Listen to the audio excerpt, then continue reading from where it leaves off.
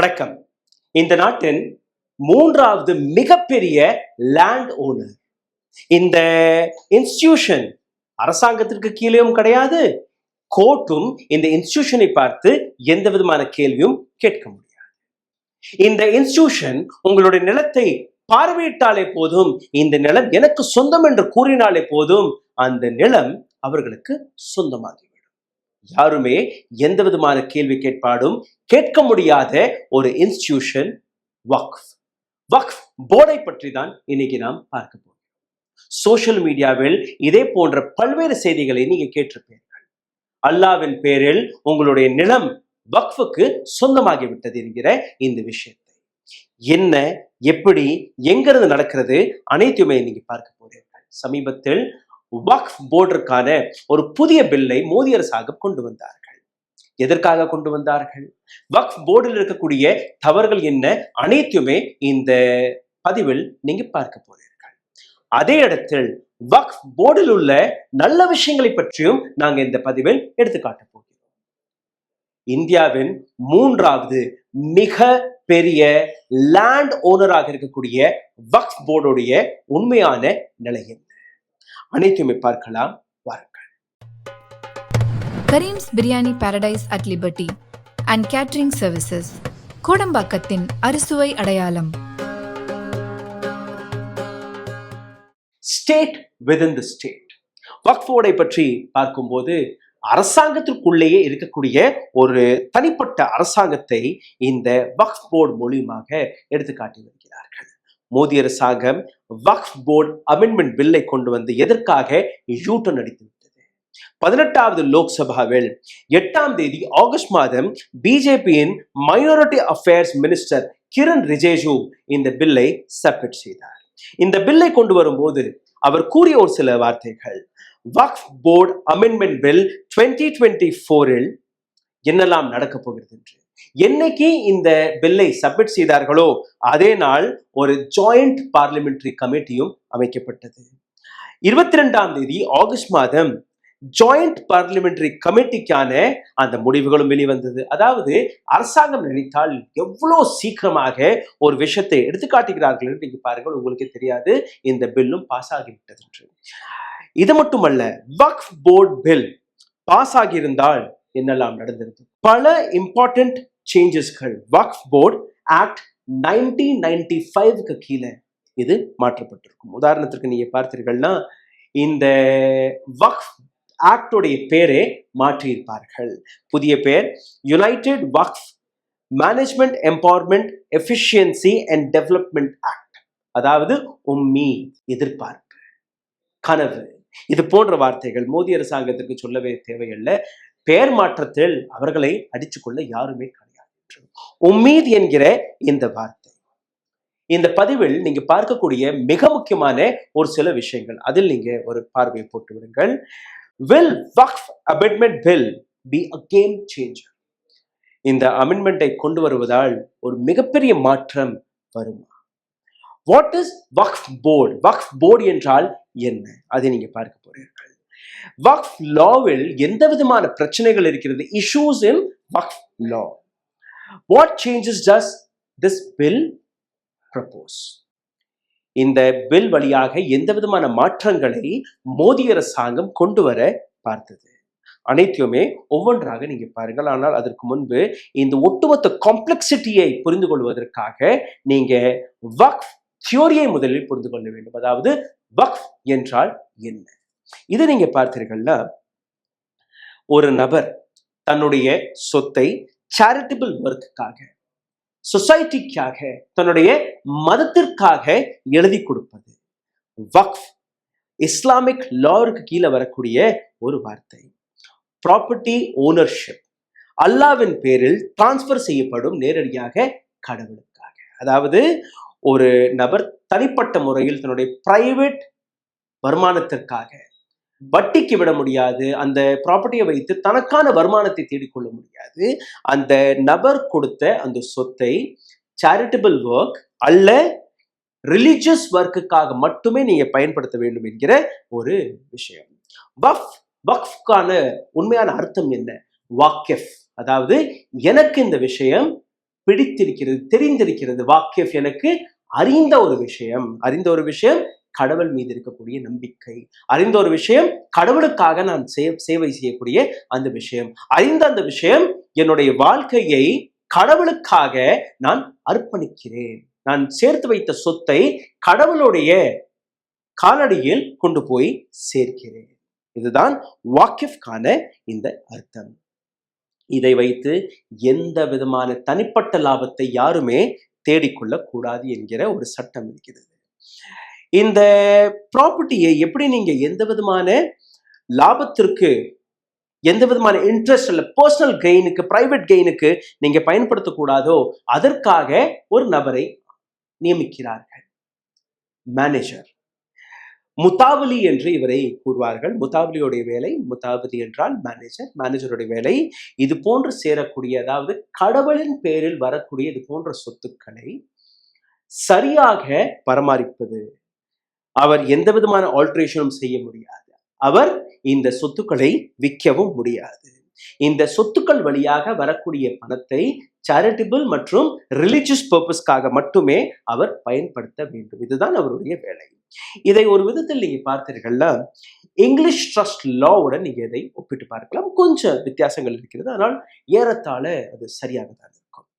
வக்ஃப் Islamic லாவை பத்தி நீங்க பார்த்தீர்கள்னா வக்ஃப் is permanent, அதாவது இதில் எந்த விதமான மாற்றத்தையும் கொண்டு வர முடியாது. ஒரு முறை நீங்க வக்ஃபுக்கு நீங்க கொடுத்துட்டீர்கள்னா அந்த சொத்து அவர்களுக்கு சொந்தம். இங்கிலீஷ் ட்ரஸ்ட் லா படி நீங்க பார்த்தீர்கள்னா கம்பல்சரி கிடையாது. கொடுத்ததை ஏதோ ஒரு காலகட்டத்தில் நீங்க அதை டைல்யூட் செய்யலாம், இல்லை எங்களுக்கு விருப்பம் இல்லை என்றெல்லாம் கூறலாம். Must be for charitable and religious purpose. கட்டாயமாக சேரிட்டபிள் அண்ட் ரிலிஜியஸ் பர்பஸை தாண்டி வக்ஃப் போர்டில் சேரக்கூடிய சொத்தை நீங்க பயன்படுத்தவே கூடாது. ஆனால் இந்த இடத்தில் இது பிரைவேட் கெயினுக்கும் நீங்க கொடுக்கலாம். சர்ச்சுடைய ப்ராப்பர்ட்டி எல்லாம் நீங்க பார்த்தீர்கள்னா அது வந்து பிரைவேட் கெயினுக்கும் கொடுப்பார்கள். ட்ரஸ்ட், ஃபண்ட், கிட் போன்ற வார்த்தைகளை நீங்க கேள்விப்பட்டிருப்பீர்கள். வக்ஃபை நீங்க பார்க்கும்போது 3 விதமான வக்ஃப் இருக்கிறது. Public Waqf. Public Waqf property purely use for public welfare. மக்களுடைய நலத்திற்காக, நலத்திட்டங்களுக்காகவே பயன்படுத்துவதற்காக ஒரு ப்ராப்பர்ட்டியை கொடுத்தீர்கள்னா அது பப்ளிக் வக்ஃப்காக மட்டுமே பயன்படுத்தணும். உதாரணத்திற்கு கபிரிஸ்தான், அதாவது புதைக்குழி, இதெல்லாம் ஒரு பொதுமக்களுக்காக சேரக்கூடிய இடம். ஒரு ஹாஸ்பிட்டல், ஒரு ஸ்கூல், ஒரு கல்லூரி, இது வந்து பொது பணியில் இருக்கக்கூடிய விஷயங்கள், அதற்காக கொடுக்கக்கூடிய இடங்கள். குவாசி பப்ளிக் வக்ஃப், இதுல பப்ளிக் அண்ட் அதர் ஃபேமிலி, அதாவது அந்த கொடுத்த நபருடைய குடும்பத்திற்கும் ஒரு பங்கு இருக்கும், அது மாதிரியான ஒரு சிஸ்டம். பிரைவேட் வக்ஃப் என்று இருக்கிறது. இதில் property can be used for the welfare of persons family. இந்த விதத்தில் கொடுக்கக்கூடிய வக்ஃபை அந்த குடும்பத்தினர்களுக்கு ஒரு லாபம் போய் சேரும்படி செய்வார்கள். 3 விதமான வக்ஃப் இருக்கிறது. Public Waqf, quasi public and private Waqf. இந்த ஒட்டுமொத்த விஷயத்தில் நீங்க பார்த்தீர்கள்னா எத்தனை வருடமாக இது பிராக்டிஸில் கொண்டு வரப்பட்டது என்று நீங்க பார்க்கும்போது கிட்டத்தட்ட 1000 வருடங்களாக வக்ஃப் என்கிற இந்த பிராக்டிஸ், வாக்கிஃப் என்கிற பிராக்டிஸில் இருக்கிறது. லீகல் ஸ்காலர் ஃபெசால் முஸ்தபா வக்ஃபை பற்றி பல்வேறு ஆர்டிகல்ஸ் எழுதியிருக்கிறார், பல்வேறு புஸ்தகங்கள் எழுதியிருக்கிறார். நீங்க சர்ச் செய்து பார்த்தீர்கள்னா ஃபெசால் முஸ்தபாவுடைய பல்வேறு ஆர்டிகல்களை பற்றி நீங்க படிக்க முடியும், பார்க்க முடியும். இவர் எழுதிய ஒரு ஆர்டிக்கலில் ஒரு உதாரணத்தை இவர் எடுத்து வைக்கிறார். இவன் பத்தூதா என்கிற பெயரில் அவர் தன்னுடைய பயணத்தின் போது ஒரு சில விஷயங்களை எடுத்து வைத்திருக்கிறார். சீரியாவில் இருந்த நபர் 1327ஆம் ஆண்டு இந்த வக்ஃப் என்கிற விஷயத்தை கொண்டு வந்தார்களாம். அந்த காலகட்டத்தில் அப்ப இருக்கக்கூடிய இந்த ஹோட்டல்ல எல்லாம் வேலை பார்க்கக்கூடிய நபர்கள் புரோசலின் டிஷ்ஷஸ் இருக்கும், அதாவது இந்த சீனா தட்டுனெல்லாம் கூறுவார்கள். அது அப்படி தவறுதலாக ஒரு வெயிட்டர் கையிலிருந்து தவறி விழுந்து விட்டால் அவருடைய சம்பளத்திலிருந்து அந்த பணத்தை பிடிப்பார்கள். அந்த காலத்தில் இது போன்ற ஒரு ஏழை நபருடைய சம்பளம் பறிபோகக்கூடாது, தவறாக தானே இந்த விஷயம் நடந்தது, அதற்காக நாங்க அந்த பணத்தை கொடுக்கிறோம் என்கிற ஒரு சிஸ்டம் தான் வக்ஃபாக எடுத்து வைத்தது. அதாவது தவறுதலாக அந்த புரோசலின் பாட் டிஷ் கீழே விழுந்து அந்த ஹோட்டலருக்கு நஷ்டம் ஏற்பட்டால் அந்த பணத்தை வக்ஃப் போர்டு சரிபார்க்கும். இந்த அளவில் ஒரு நல்ல விஷயத்திற்காக கொண்டு வரப்பட்ட வக்ஃபை தான் இன்னைக்கு நீங்க இந்த அளவில் பார்க்கிறீர்கள். இன்டென்ஷன் ரொம்பவே நோபலாக இருந்தது. ஆனால் தியோரியில் இருக்கக்கூடிய விஷயமும் பிராக்டிஸில் இருக்கக்கூடிய விஷயம் வெவ்வேறாக மாறும். எப்படின்னு நீங்க பாருங்க. சேரிட்டபிள் விஷயத்திற்காக எந்த பணத்தை நீங்க கொடுத்தீர்களோ அது சேரிட்டபிள் விஷயத்திற்காக மட்டுமே பயன்படுத்த வேண்டும் என்று கூறிய அந்த விஷயம் எப்படி மாறியது என்று நீங்க பாருங்கள். வக்ஃப் போர்டில் இருக்கக்கூடிய பல்வேறு பிரச்சனைகளை இன்னைக்கு நாம் பார்க்க போகிறோம். இதை ஒவ்வொன்றாக நீங்க பார்த்தீர்கள்னா 1913ஆம் ஆண்டு முஸ்லிம் வக்ஃப் வேலிடேட்டிங் ஆக்ட் கொண்டு வரப்பட்டது இந்தியாவில். 1923ஆம் ஆண்டு முஸ்லிம் வக்ஃப் ஆக்ட் கொண்டு வரப்பட்டது. 1954ஆம் ஆண்டு சென்ட்ரல் வக்ஃப் ஆக்ட் கொண்டு வரப்பட்டது. அது மாறுபட்டு அதை மாற்றி வக்ஃப் ஆக்ட் 1995 ஆக கொண்டு வந்தார்கள். அதை மாற்றுவதற்காக தான் இந்த புதிய அமெண்ட்மெண்ட்டை கொண்டு வந்தார்கள். கிட்டத்தட்ட 32 வக்ஃப் போர்டுகள் இந்தியா முழுவதும் இருக்கிறது, தமிழ்நாட்டிலும் இருக்கிறது. இந்த 32 வக்ஃப் போர்டுகள் ஷியாக்களுக்கு தனியாக இருக்கிறது, சுன்னி சமுதாயத்திற்கு தனியாக இருக்கிறது. இந்த ஒட்டுமொத்த விஷயத்தில் நீங்க பார்க்கும்போது ஒரு பிரதான வக்ஃப் போர்டும் இருக்கிறது, central Waqf council at national level. India முழுவதும் ஒரு சென்ட்ரல் பாடியும் இருக்கிறது. சென்ட்ரல் கவர்மெண்ட் எப்படி இருக்கிறது, ஸ்டேட் கவர்மெண்ட்ஸ்கள் எப்படி இருக்கிறது, அதே போன்று வக்ஃப் போர்ட் ஸ்டேட்களுக்கு சென்ட்ரலாக சென்ட்ரல் வக்ஃப் கவுன்சில் இருக்கிறது. இந்த அனைத்தையுமே நீங்க பார்க்கும்போது இந்தியாவில் 3வது மிகப்பெரிய லேண்ட் ஓனர் வக்ஃப் போர்டு. உண்மையா தவறா? உண்மைதான். எப்படி? ஆர்மி ரயில்வேக்கு பின்பு வக்ஃப் போர்டு கையில் இந்த அளவில் நிலம் இருக்கிறது. எவ்வளவு நிலம் இருக்கிறது என்று நீங்க பார்க்கும்போது 9,40,000 ஏக்கர் வக்ஃப் போர்டிடம் நிலம் இருக்கிறது. இதில் அசையாத சொத்துக்கள் 8,70,000 ஏக்கர் வக்ஃப் போர்டு பேரில் நிலம் இருக்கிறது. இதில் செமெண்ட்ரிஸ் இருக்கிறது, அதாவது கபிரிஸ்தான், மாஸ்க் இருக்கிறது, கடைகள் இருக்கிறது, அக்ரிகல்ச்சரல் லேண்ட் இருக்கிறது. இது எல்லாமே வக்ஃப் போர்டு பேரில் இருக்கிறது.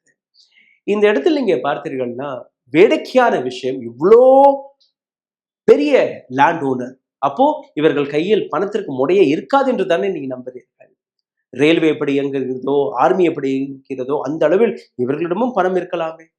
2006ஆம் ஆண்டு சச்சர் கமிட்டி ரிப்போர்ட் வெளிவந்தது. இந்த ரிப்போர்ட் வழியாக வெளிவந்த பல்வேறு விஷயங்கள் வக்ஃப் போர்டு இன்னைக்கு பேங்க்ரப்சியை நோக்கி போய்கொண்டிருக்கிறது. அதாவது எந்த விதமான பணமும் இவர்கள் கையில் இல்லை. Social, economical and educational status of Muslim community எந்த அளவில் பொருளாதார ரீதியாக, கல்வி ரீதியாக, மற்ற விஷயங்கள் ரீதியாக முஸ்லிம் கம்யூனிட்டி இன்னைக்கு பல்வேறு விஷயங்களை இழந்து நிற்கிறது இந்த ரிப்போர்ட்டில் எழுதப்பட்டது. அரசாங்கம் கொண்டு வந்த ரிப்போர்ட்டில் நீங்க பார்த்தீர்கள்னா வக்ஃப் போர்டை பற்றின பல்வேறு விஷயங்களை எடுத்து வைத்தார்கள். இதில் மிக முக்கியமான விஷயம், சரியாக வக்ஃப் போர்டு கையில் இருக்கக்கூடிய இந்த சொத்துக்களை அவர்கள் பயன்படுத்தி இருந்தார்கள்னா, வக்ஃப் போர்டு சரியாக இயங்கி இருந்தால் வக்ஃப் போர்டு கையில் இன்னைக்கு தேதியில் 12,000 கோடி ரூபாய் இருந்திருக்கும். அப்போ எவ்வளவு இருக்கு? 6,000 கோடி, 4,000 கோடி, சரி 2,000 கோடி கிடையாது.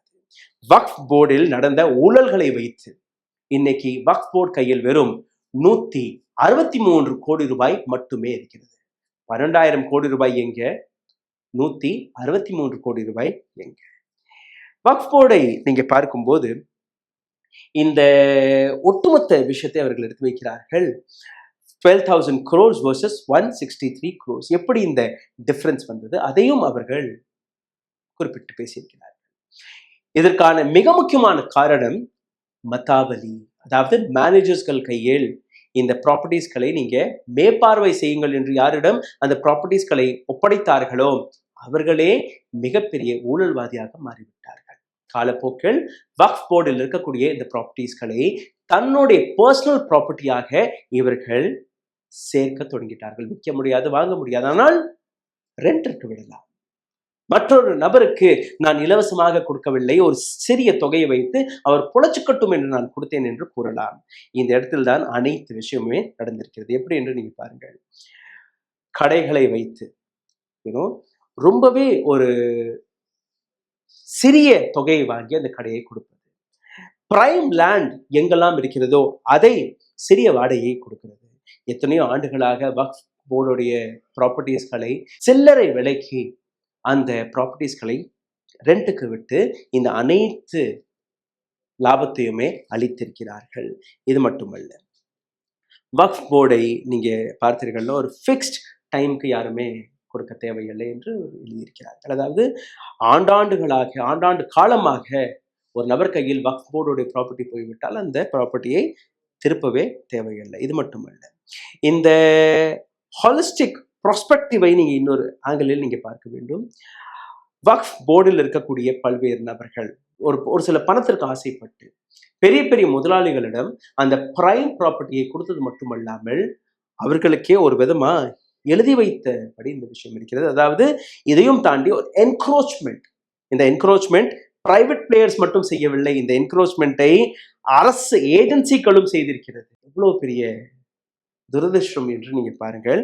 அரசாங்கமே இந்த வக்ஃப் போர்டுடைய ப்ராப்பர்ட்டிஸ்கள் மீது என்க்ரோச்மெண்ட்டும் செய்திருக்கிறது. ரெண்ட் மிகவும் குறைந்த ரெண்டாக இருக்கிறது. ஒரு முறை நீங்க ரெண்ட்டுக்கு கொடுத்து விட்டீர்கள்னா அந்த ரெண்ட்டுக்கு பின்னாடி அந்த ப்ராப்பர்ட்டியை திரும்பி வாங்கவே இல்லை. எந்த விதமான லாபமும் பார்க்காத இந்த வக்ஃப் போர்டு கையில் இருக்கக்கூடிய லார்ஜர் அமௌண்ட் ஆஃப் ப்ராப்பர்ட்டி எங்க இருக்குன்னா கிராமப்புறங்களில் இருக்குது. பல்வேறு இடங்களில் இருக்கக்கூடிய மயானக்கரைகள், கபிரிஸ்தான் என்று கூறக்கூடிய இந்த இடங்கள், இது எல்லாமே வக்ஃப் போர்டு கண்ட்ரோலில் தான் இருக்குது. அதை வைத்து நீங்க எந்த விதமான லாபமும் பார்க்க முடியாது. கிராமத்தில் இருக்கக்கூடிய ஏதோ ஒரு அக்ரிகல்ச்சர் லேண்ட் இருக்கும், அதை வைத்து நீங்க லாபத்தை பார்க்க முடியாது. பிரதானமாக இருக்கக்கூடிய இந்த பிரைம் ப்ராப்பர்ட்டிஸ்களை நீங்க பார்த்தீர்கள்னா மிகவும் சில்லறை விலைக்கு கொடுத்து வைத்திருக்கிறார்கள். அதிலிருந்து பணம் வராது. இது எல்லாத்தையுமே நீங்க பார்க்கும்போது ரெண்ட் கண்ட்ரோல் இங்க கிடையாது. இந்த இடத்தில் மொத்தமாகவே நீங்க பார்த்தீர்கள்னா பவர் இன் வக்ஃப் போர்டு யார் கையில் இருக்கிறது என்றால் டிஸ்ஆனஸ்ட் நபர்கள் கையில் போய் சேர்ந்து விட்டது. அதனால் 12,000 கோடி ரூபாய் இருக்கக்கூடிய இடத்தில் இன்னைக்கு 163 கோடி ரூபாய் மட்டும்தான் இந்த வக்ஃப் போர்டு ஜெனரேட் செய்திருக்கிறது. இந்த பணத்தை வைத்து சரியாக அவர்கள் வேலை பார்த்திருந்தார்கள்னா இதே முஸ்லிம் சமுதாயத்திற்காகவே, அந்த மதத்திற்காகவே அந்த பணம் பயனிற்கு வந்திருக்கும். எந்த விதமான இல்லீகல் ஆக்டிவிட்டி, எந்த விதமான தவறான வழியில் இந்த நிலங்களை கொடுக்காமல் அவர்கள் வைத்திருந்தால், சரியான இடத்திற்கு சரியான விலைக்கு அவர்கள் கொடுத்திருந்தார். இதே இடத்துல நீங்க பாருங்கள், Waqf board not supporting the amendment bill. ஏன் இந்த அளவில் லாபம் இருக்கு, இந்த அளவில் என்க்ரோச்மெண்ட் எல்லாம் விடுவிக்கப்படும். பல்வேறு இடங்களில் நாங்கள் சில்லறை விலைக்கு கொடுத்திருக்கிறோம், மீண்டும் ஒரு முறை சரியான மார்க்கெட் பிரைஸுக்கு அந்த ரெண்டை கொடுக்கலாம் என்று நினைக்கக்கூடிய நபர்கள் ஏன் வக்ஃப் போர்டு பில்லை சப்போர்ட் செய்யவில்லை என்று நீங்க நினைக்கலாம். அப்போ கவர்மெண்ட் வக்ஃப் போர்டு பில்லை கொண்டு வந்து அந்த கண்ட்ரோலை கொண்டு வர பார்க்கிறதா, அரசாங்கம் லேண்டை கிராப் செய்ய பார்க்கிறதா என்று நீங்க பார்த்தீர்கள்னா 2022ஆம் ஆண்டு தமிழ்நாட்டிலிருந்து ஒரு கேஸ் வெளியானது. தமிழ்நாட்டில் இருக்கக்கூடிய ஒரு சில நபர்கள் தன்னுடைய கிராமத்தில் இருக்கக்கூடிய நிலத்தை விற்க பார்த்திருக்கிறார்கள். ரெஜிஸ்ட்ரார் உடனடியாக இல்ல, நீங்க இதெல்லாம் விற்க முடியாது, நீங்க என்ஓசி போய் வாங்கிட்டு வரணும். என்ஓசியா? என்ன என்ஓசி? No objection certificate. எங்க இருந்து வாங்கணும்? எங்களுடைய சொத்து, தாத்தா பாட்டி காலத்திலிருந்து எங்களுடைய நிலமாக தானே இருக்கிறது.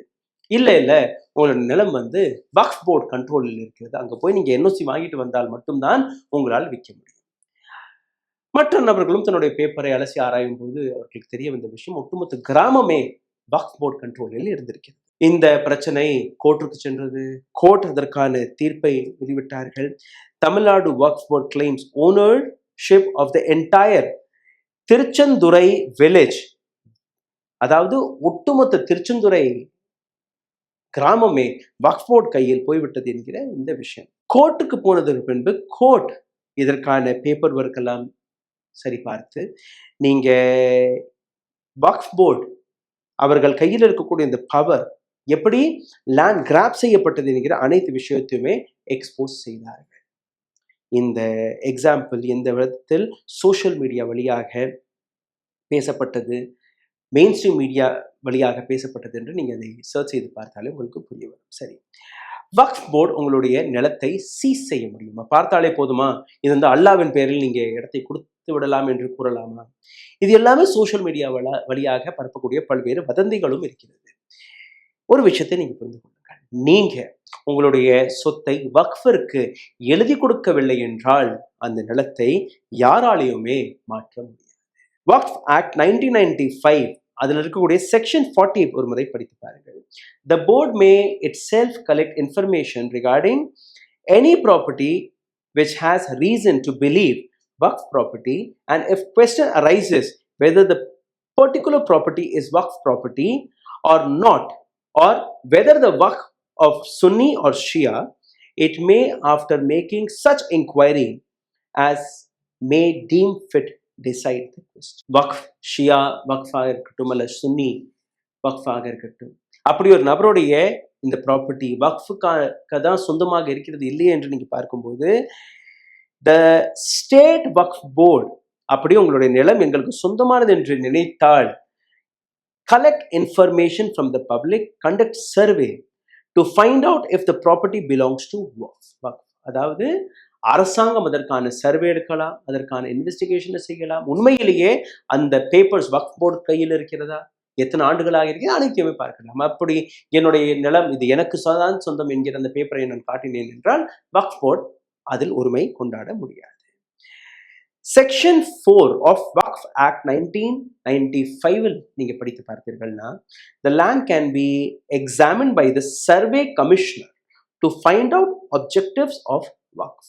வக்ஃப் போய் கேஸ் போடலாம். ஆனால் சர்வே கமிஷனர் அந்த நிலத்திற்கான சர்வே ரிப்போர்ட்டை எடுத்து இது உங்களுக்கு சொந்தமானது இல்லை என்கிற விஷயத்தை அவரால் எடுத்து காட்ட முடியும். Ownership of the land proved by the document. Waqf லாவை நீங்க பார்த்தீர்கள்னா, லீகல் ஸ்காலர்ஸ் எல்லாம் கூறும்படி நீங்க பார்த்தீர்கள்னா, முஸ்லிம் லா படி நீங்க ஒரு பேப்பர் எழுதுறது கட்டாயம் கிடையாது. அதாவது ஒருத்தருக்கு வந்து நான் ப்ராப்பர்ட்டி எழுதி கொடுக்குறீங்கன்னா ரெஜிஸ்ட்ரார்கிட்ட போய் நான் எழுதி எல்லாம் கொடுக்க தேவையில்லை. சும்மா வாய் வார்த்தையாகவே நான் பேசினாலே போதும், இந்த சொத்தை நான் வக்ஃபுக்கு கொடுக்கிறேன் என்று. ஸோ அந்த மாதிரியான சுச்சுவேஷன்ல எந்த விதமான டாக்குமெண்ட்டும் இருக்காது, கையெழுத்து போட்டிருக்க மாட்டார்கள், பேப்பர் ஒர்க் இருந்திருக்காது. அதையெல்லாம் நீங்க எப்படி ப்ரூவ் செய்வீர்கள்? According to section 14 of Waqf act 1995 இதை நீங்க படித்து பார்க்கும்போது, the board of state, national capital territory of India shall all consist of, இதுல வந்து ஒரு சில நபர்களை நியமிக்கிறார்கள். Section 14 of Waqf board. யாரெல்லாம் இந்த நபர்கள்? அனைத்து நபர்களும். எப்படி இந்த நான் தொடக்கத்திலே கூறியபடி அரசாங்கமும் கண்ட்ரோலில் எடுத்துக்கொள்ள முடியாது, கோர்ட்டும் கண்ட்ரோலில் எடுத்துக்கொள்ள முடியாது என்கிற அந்த வதந்தியை இன்னைக்கு நம்ம கிளியர் பண்ணலாம். அரசாங்கம் தான் இந்த வக்ஃப் போர்டுடைய கண்ட்ரோலை பார்த்து வருகிறது. எப்படி என்று நீங்க பாருங்கள். Survey commissioner is nominated by the government. Survey கமிஷனரை நாமினேட் செய்வதே அரசாங்கம் தான். இதில் no role of government, no oversight, state within the state எல்லாமே போய் வதந்தி மட்டும்தான். Nomination of Waqf board council அரசாங்கம் எடுத்து காட்டுகிறது. இந்த நாட்டில் ஷரியத் லா வந்துவிட்டது என்று கூறக்கூடிய பல்வேறு நபர்கள் அவர்களும் இதை புரிந்து கொள்ள. வக்ஃப் போர்டுடைய பெர்செப்ஷன் இஸ்லாமிக் லா படி இருக்கிறது. இதில் no relation of Indian constitution என்றும் கூறுகிறார். இந்தியன் கான்ஸ்டியூஷன் பிரகாரம் எதுவும் இதில் எழுதப்படவில்லை. ஆனால் இதில் ஒரு சில ஸ்லைட் மாற்றங்கள் இருக்கிறது, அதை நீங்க பாருங்க. Waqf board is most codified Muslim law. Waqf board மிகவும் ஆழமாக எழுதப்பட்ட ஒரு லாவாக இருக்கிறது. இதில் law made by the parliament. பார்லிமெண்டில் எந்த லா இருக்கிறது அதன்படி இது இயங்குகிறது. Nominated officer are from the government. அரசாங்கம் நியமிக்கக்கூடிய ஆஃபீஸர்கள் தான் வக்ஃப் போர்டில் இருக்கிறார்கள். இது மட்டுமல்ல, Waqf board is not accountable to the court என்று நீங்க பார்க்கும்போது அதுவும் கிடையாது. ஒரு டிஸ்பியூட் நடக்கும்போது வக்ஃப் போர்டு அண்ட் யாரோ ஒரு நபருக்கு ஒரு டிஸ்பியூட் நடக்கும்போது நிச்சயமாக அந்த டிஸ்பியூட்டிற்காகவே ஒரு ட்ரிபியூனல் அமைக்கப்படுகிறது.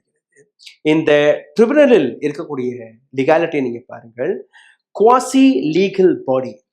இதில் tax tribunal, rent control tribunal, national green tribunal எப்படி எல்லாம் இருக்கிறதோ அதே போன்ற இந்த ட்ரிபியூனல். இதுல இருக்கக்கூடிய மிக முக்கியமான பொறுப்பில் இருக்கக்கூடிய நபர்கள் யார் அதை நீங்க பார்த்தீர்கள்னா, judicial service member, state civil service member மற்றும் a person there who understands Muslim law. Muslim லாவை ஆழமாக அறிந்த நபர். அவர் முஸ்லிமாக தான் இருக்கணும் என்றெல்லாம் எங்கேயும் கட்டாயம் அல்ல. இந்துவாகவும் இருக்கலாம், பார்சியாகவும் இருக்கலாம். ஆனால் அந்த முஸ்லிம் லாவை பற்றி நன்றாக தெரிந்த நபராக தான் இருக்க வேண்டும். எல்லாருமே யாருன்னா அரசாங்கத்தால் நியமிக்கக்கூடிய நாமினேட் செய்த நபர்கள் தான். அப்போ எப்படி இது அரசாங்கத்தின் கண்ட்ரோலில் இல்லாமல் நீங்க பார்க்கிறீர்கள்? High court can take suo motu cognizance. High court tribunal கொண்டு வரக்கூடிய இந்த டிசிஷனுக்கு எதிராக டிசிஷனை கொடுக்கலாம். High court can reverse the order. High court tribunal கொடுத்த அந்த ஆர்டரை பிரட்டி போடலாம். High court can change or challenge the order. அனைத்துமே ஹைகோர்ட் செய்யலாம். Family Waqf is not treated as a charitable entity by Indian law. Family waqf Indian law படி அதை பார்ப்பதில்லை என்று கூறக்கூடிய அந்த விஷயத்தை நீங்க பார்த்தீர்கள்னா, neither you get a tax exemption. இந்த ஃபேமிலி வக்ஃப்ல இருக்கக்கூடிய ப்ராப்பர்ட்டிஸில் எந்த விதமான டாக்ஸ் எக்ஸம்ஷனும் அவர்களுக்கு கிடைப்பதில்லை. கேபிட்டல் கெயின் அவர்களுக்கு கிடைப்பதில்லை. Tax duty, stamp duty, inheritance tax, இதுல எந்த விதமான ரிபேட்டும் அவர்களுக்கு கிடைப்பதில்லை. அதாவது எந்த விதமான லூப் ஹோலும் இல்லை. ஸோ இதில் நீங்கள் பார்த்தீர்கள்னா டாக்ஸ் ஓவர்சைட் இருக்கிறது, கவர்மெண்ட் ஓவர்சைட் இருக்கிறது, ஜுடிஷியல் ஓவர்சைட் இருக்கிறது மற்றும் கோடிஃபைட் ஆக்ட் இந்த ஒட்டுமொத்த வக்ஃப் ஆக்டை சரியாக பார்த்து வருகிறது. இந்த இடத்தில் நீங்க இன்னொரு விஷயத்தை பாருங்கள், எந்த லூப் ஹோல்ஸ்களை இவர்கள் சரி பார்த்திருக்க வேண்டுமோ. இப்ப கொண்டு வந்த இந்த வக்ஃப் போர்டு அமெண்ட்மெண்ட்டை பார்த்தாலோ அல்ல இத்தனை ஆண்டுகளாக யாரெல்லாம் அந்த மேனேஜராக இந்த வக்ஃப் போர்டுகளை பார்த்து வருகிறார்களோ, வக்ஃப் போர்டில் இருக்கக்கூடிய தவறுகளை, அங்க இருக்கக்கூடிய மிஸ்டேக்ஸ்களை சரிபார்ப்பதை தாண்டி அவர்கள் கொண்டு வந்து இந்த புதிய அமெண்ட்மெண்ட்டில் என்னெல்லாம் நடந்திருக்கிறது, என்னெல்லாம் மாற்றங்கள் கொண்டு வரப்பட்டது, அதை நீங்க பார்க்க வேண்டும். பிஜேபி வக்ஃப் போர்டில் இவ்வளோ பிரச்சனைகள் இருக்கிறது, இது எல்லாமே நாங்கள் சரிபார்ப்பதற்காக தான் இந்த பில்லை கொண்டு வந்திருக்கிறோம் என்று கூறியிருக்கிறார்கள். இதுல ஒரு சில நல்ல விஷயங்களும் இருக்கிறது, இல்லை என்று கூற முடியாது. எப்படின்னு நீங்க பாருங்க, இந்த புதிய அமெண்ட்மெண்டில் 2 முஸ்லிம் பெண்கள் கம்பல்சரியாக சென்ட்ரல் வக்ஃப் போர்டு கவுன்சிலில் இருக்க வேண்டும் என்று கூறியிருக்கிறார்கள். இந்த விஷயத்தை சச்சர் கமிட்டியும் தன்னுடைய ரிப்போர்ட்டில் எழுதினார்கள். இது மட்டுமல்ல, இந்த பெண்கள் எல்லாம் இருக்கக்கூடாது, இவர்கள் என்னெல்லாம் செய்ய போறார்கள் என்று பல்வேறு நபர்கள் கேட்பதெல்லாமே முட்டாள்தனம். அவர்கள் இதை புரிந்து கொள்ள வேண்டும். அவர்களுடைய மென்டல் ஹெல்த் கொஞ்சம் சரியாக இல்லை என்று நீங்க நினைக்கலாம். பில்லில் இருக்கக்கூடிய இன்னொரு விஷயத்தை நீங்க பார்த்தீர்கள்னா, சிமிலர்லி 2 non-Muslim members சென்ட்ரல் வக்ஃப் கவுன்சிலில் இருக்க வேண்டும். அதாவது முஸ்லிம் சமுதாயத்தை தாண்டி ஹிந்து, சீக், கிறிஸ்டியன்ஸ், யாராக ஜெயின் யாராக கூட இருக்கலாம், ஆனால் முஸ்லிமாக இருக்கக்கூடாது, 2 பேர் அவர்கள் இருக்கணும் என்று அவர்கள் கூறியிருக்கிறார்கள். ஆப்போசிஷனுடைய முறைப்படி, அது அவர்களுடைய வியூ படி நீங்க பார்த்தீர்கள்னா, கவர்மெண்ட் இது போன்ற நபர்களை கொண்டு வந்து ஒன் நேஷன் ஒன் லா, நோ ரிலிஜன் ரெப்ரசன்டேஷன் என்கிற விஷயத்தை கொண்டு வருகிறார்கள். இப்படிதான் நீங்க செய்யணும் என்றால் ஹிந்து கோவில்களையும் முஸ்லிம்களை நீங்க சேர்க்கலாமே, அங்க இருக்கக்கூடிய போர்ட்ஸ்களை அங்க நீங்க சேர்க்கலாமே என்று அவர்கள் எடுத்து வைக்கக்கூடிய வாதமாக இருக்கிறது. மோடி கவர்மெண்ட் செக்ஷன் 40ஐ ரிமூவ் செய்வதாகவும் கூறியிருக்கிறார்கள். இந்த விஷயத்தை நீங்க பார்த்தீர்கள்னா, தமிழ்நாடு எக்ஸாம்பிளை நீங்க எடுத்துக்கொள்ளுங்கள். தமிழ்நாட்டு எக்ஸாம்பிளில் நீங்க பார்த்தீர்கள்னா, உடனடியாக அவர்கள் கோர்ட்டுக்கு சென்றார்கள். கோர்ட்டுக்கு சென்று அதற்கான தீர்ப்பு அவர்களுக்கு கிடைத்தது. இன்னைக்கு அந்த பிரச்சனை கொஞ்சம் சால்வ் ஆகி இருக்கிறது என்று நீங்க பாருங்கள். ஆனால் இந்த அமெண்ட்மெண்டில் செக்ஷன் 40 இருக்கப்பட்டிருந்தால் என்ன நடக்கும்? இந்த ஒட்டுமொத்த விஷயத்திலேயே சர்வே ஆபீசர் கையில் இருந்த அந்த பவரை ஷிஃப்ட் செய்து விட்டார்கள் கலெக்டர் கையில். கலெக்டர் அரசாங்கத்திற்கு எதிராக வேலை பார்ப்பாரா? அரசாங்கத்திற்கு மிக முக்கியமான ஆபீசர் அவர். சர்வே கமிஷனர் கையில் இருக்கக்கூடிய வேலையை கலெக்டர் கையில் மாற்றி பல்வேறு கேசஸ்களில் நீங்க பார்த்தீர்கள்னா, முக்கியமாக அரசாங்கத்தோட என்க்ரோச்மெண்ட்டை எங்கெல்லாம் இருக்கிறதோ அதற்கு எதிராக அவர் ரிப்போர்ட் கொடுப்பாரா, அதற்கு எதிராக ஏதாவது பதில் கொடுப்பாருன்னா கிடையாது. டிஸ்பியூட் பிட்வீன் கவர்மெண்ட் அண்ட் வக்ஃப் அப்படி வந்தால் கலெக்டர் நிச்சயமாக அரசாங்க சார்பாக தானே பேசுவார் ஒழிய வக்ஃப்க்கு சாதகமாக பேச மாட்டார். டிஜிட்டல் ரெஜிஸ்ட்ரேஷன் இஸ் மஸ்ட் என்று கூறியிருக்கிறார்கள்.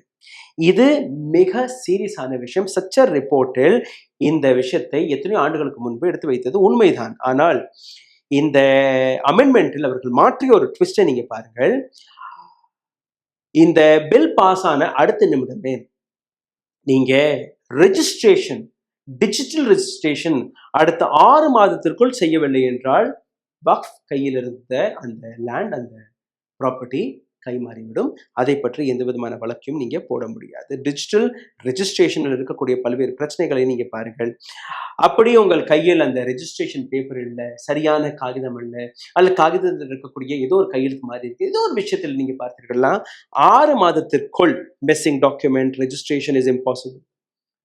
எந்த விதமான ரெஜிஸ்ட்ரேஷனும் உங்களால் செய்ய முடியாது. அப்போ எதிர்கட்சிகள் அல்ல பல்வேறு நபர்கள் எடுத்து வைக்கக்கூடிய விஷயம், அரசாங்கம் இது போன்ற கிளாஸை போட்டு வக்ஃப் கையில் இருக்கக்கூடிய பல்வேறு லேண்டுகளை அக்வயர் செய்வதற்காக தான் இந்த திட்டத்தை கொண்டு வந்திருக்கிறார்கள் என்று கூறியிருக்கிறார்கள்.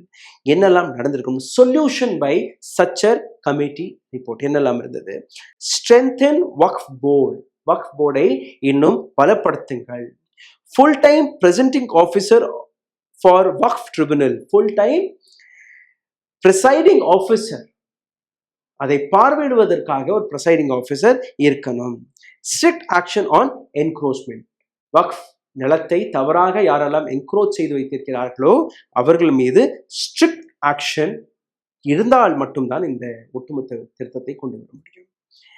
இப்ப நீங்க பாருங்க, கிரண் ரிஜிஜு கொண்டு வந்த இந்த கொள்கைகள் சச்சர் கமிட்டியிலிருந்து அவருக்கு பிடித்த ஒரு சில பாயிண்ட்ஸ்களை எடுத்து ஒரு பில்லை கொண்டு வந்து திருத்தி விட்டார். அதாவது எதெல்லாம் அரசாங்கத்திற்கு சாதகமாக இருக்க போகிறதோ அதை மட்டும்தான் அவர் பிரசன்ட் செய்திருக்கிறார்.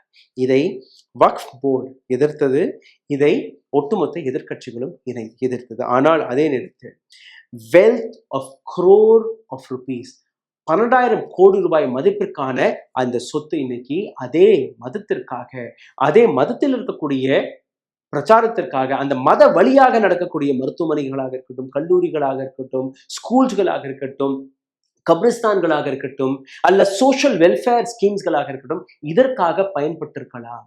வக்ஃப் போர்டில் இருக்கக்கூடிய ஒரு சில கரப்ட் மேனேஜர்ஸ்கள் வழியாக, ஊழல்வாதிகள் வழியாக எத்தனையோ கோடி ரூபாய் இன்னைக்கு வக்ஃப் போர்டு நஷ்டத்தில் இருக்கிறது. இதில் இருக்கக்கூடிய துரதிர்ஷ்டம், இதில் அரசியல் செய்வதற்கான அனைத்து வாய்ப்புகளையுமே இதை வக்ஃப் போர்டு தான் தேடி கொடுத்திருக்கிறது. காலப்போக்கில் தன்னை மாடர்னைஸும் ஆக்கவில்லை, தன்னை சரியாக எடுத்து வைக்கவும் இல்லை. இது வக்ஃப் போர்டில் இருக்கக்கூடிய பல்வேறு நபர்கள் சிந்திக்க வேண்டும். இந்த ரிசர்ச் டாக்குமெண்ட் உங்களுக்கு பிடித்திருந்தால் தயவு செய்து இதை பகிருங்கள். இதில் ஏதோ ஒரு ஆட் ஆன் விஷயங்களை நான் விட்டிருந்தால் அதையும் நீங்க கமெண்ட் பாக்ஸில் எழுதலாம். இன்னொரு வீடியோ நான் போடும்போது அதையும் நான் சேர்த்துக் கொள்வேன். இந்த ரிசர்ச் டாக்குமெண்ட் மிகவும் முக்கியமானது. வக்ஃப் போர்டில் நிச்சயமாக அமெண்ட்மெண்ட் நடக்கணும். ஆனால் அந்த அமெண்ட்மெண்ட் வழியாக வக்ஃப் போர்டு கையில் இருக்கக்கூடிய அந்த நிலங்கள் வழியாக பப்ளிக் இருக்கு, மக்களுக்கு அந்த லாபம் போய் சேரணும், அந்த மதத்திற்கு அந்த லாபம் போய் சேரணும். சேரிட்டபிள் ஒர்க் எந்த அளவில் நடக்கிறதோ அந்த அளவில் மக்களிடம் இந்த அனைத்து லாபமுமே போய் சேரணும். நன்றி, வணக்கம். Karim's biryani paradise at liberty and catering services, கோடம்பாக்கத்தின் அறுசுவை அடையாளம். ஊடகம் கார்ப்பரேட் அரசியல்வாதிகளின் கைப்பாவையாக, அடிமைகளாக இருந்தது போதும். இனி சாட்டை எடுத்து சுழற்றும் நேரம் வந்துவிட்டது. ஊடகம் பொதுமக்களாகிய உங்களுக்காக, உங்களாலேயே இயக்கப்பட வேண்டும். ஊடக சுதந்திரத்திற்காக உங்களின் பங்களிப்பை இன்றே அளித்திடுங்கள்.